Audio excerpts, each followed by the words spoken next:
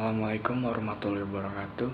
Halo semuanya, perkenalkan nama saya Hafiz Ajmi Aulia dengan NIM 2210 1140 1079. Di kesempatan kali ini, saya mau membawakan materi tentang arsitektur dan organisasi komputer.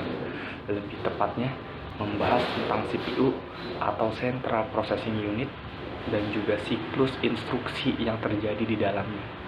Topik ini penting banget karena CPU itu bisa dibilang sebagai pusat dari semua kegiatan yang ada di komputer. Oke, tanpa berlama-lama kita langsung masuk aja ke pembahasannya.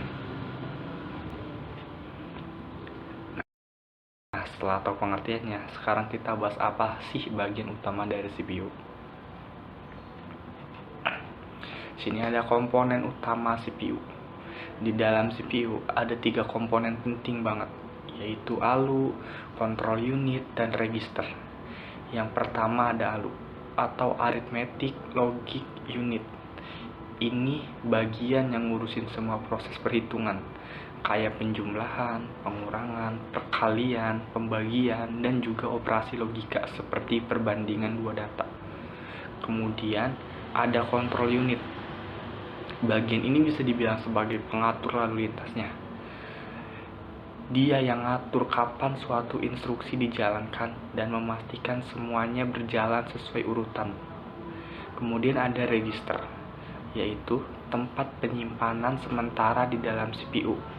Register ini super cepat, jadi data yang lagi diproses disimpan di sini biar nggak perlu bolak-balik ke RAM yang lebih lambat. Ketiga komponen ini bekerja sama biar proses komputer bisa langsung cepat dan efisien. Oke, setelah tahu komponennya, sekarang kita bahas gimana sih CPU menjalankan perintah yang diberikan. Nah, ini yang disebut siklus instruksi. Siklus instruksi ini adalah proses yang dilakukan CPU untuk mengeksekusi setiap perintah dari program. Setiap instruksi yang dijalankan komputer pasti lewat 3 tahap utama, yaitu fetch, decode, dan execute. Di tahap fetch, CPU akan mengambil instruksi dari memori utama atau RAM. Lalu di tahap decode, instruksi itu diterjemahkan supaya bisa dimengerti oleh CPU, karena instruksi awalnya dalam bentuk kode mesin. Dan di tahap akhir, yaitu ada execute, CPU menjalankan instruksi tersebut bisa berupa perhitungan, pemindahan data, atau mengirim hasil perangkat output. Proses ini terjadi cepat dan berulang terus-menerus selama komputer menyala. Bayangin aja, dalam 1 detik CPU bisa melakukan jutaan sampai miliaran siklus instruksi. Nah, biar lebih kebayang, di slide berikutnya kita lihat contohnya ya. Misalnya, di sini ada contoh eksekusi instruksi.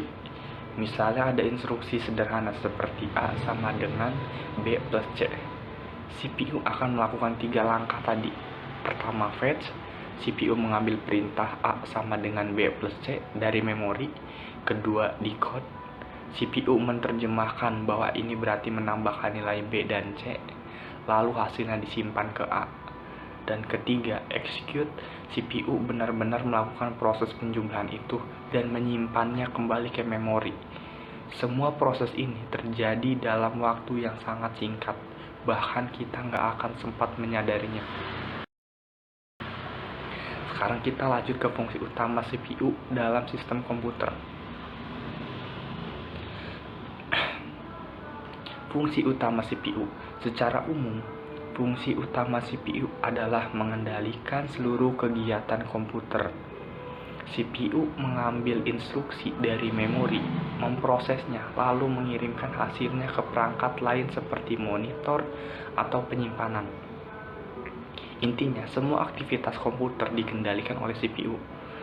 Kalau dianalogikan, CPU ini kayak direktur utama dari komputer yang ngatur semua pekerjaan karyawannya. Karyawannya itu yang memori, input, output, dan komponen lainnya.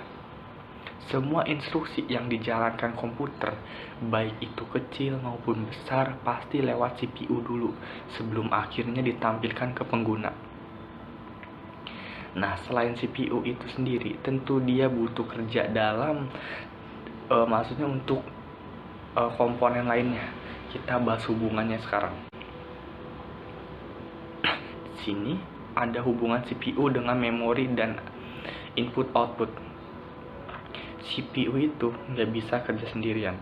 Dia selalu berhubungan dengan memori utama dan juga perangkat input atau output. Memori utama bertugas menyimpan dan instruksi yang dibutuhkan CPU saat sedang bekerja. Perangkat input seperti keyboard dan mouse memberikan data atau perintah ke CPU. Sedangkan perangkat output seperti monitor atau printer menampilkan hasil kerja dari CPU. Komunikasi antara ketiganya berlangsung melalui bus system, yaitu jalur khusus yang mengatur aliran data dan sinyal kontrol. Tanpa koneksi, CPU nggak akan bisa menerima data atau menampilkan hasil proses pengguna. Oke, biar lebih gampang dibayangin, kita perlu analogi sederhana. Di slide selanjutnya ada analogi sederhana CPU. Kita bisa mengibaratkan CPU seperti otak manusia. ALU itu seperti bagian otak yang berpikir logis dan menghitung. Kontrol unit itu ibarat sistem saraf yang mengatur seluruh aktivitas tubuh agar terkoordinasi dengan baik. Dan register itu seperti memori jangka pendek yang menyimpan informasi sementara sebelum disimpan di memori jangka panjang. Kerjasama ketiganya membuat komputer bisa memproses data dan menjalankan perintah dengan cepat. Jadi semakin bagus koordinasi antar bagian CPU, semakin cepat juga kinerja komputer kita. Nah, dari semua pembahasan tadi, kita bisa ambil beberapa poin penting di bagian kesimpulan. Kita masuk ke kesimpulan sekarang. Jadi dari penjelasan tadi bisa kita simpulkan bahwa CPU adalah komponen utama komputer yang berfungsi sebagai pengendali dan pengolah data. Di dalamnya ada 3 bagian penting, yaitu ALU, control unit, register yang bekerja sama untuk mengeksekusi setiap instruksi. Proses kerjanya melalui 3 tahap utama. Yang tadi disebutkan ada fetch, decode, dan execute. Dengan koordinasi yang cepat antara ketiga bagian itu, komputer bisa menjalankan berbagai perintah secara efisien dan menghasilkan output secara kebutuhan pengguna. Makanya, performa CPU sangat berpengaruh pada kecepatan dan kemampuan sebuah komputer. Dan terakhir, sebagai penutup, sekian presentasi dari saya mengenai CPU dan siklus instruksi. Semoga dari penjelasan ini teman-teman jadi lebih paham bagaimana komputer bekerja dari dalam, bukan cuma dari tampilan luarnya aja. Terima kasih atas perhatiannya teman-teman semua. Wassalamualaikum warahmatullahi wabarakatuh.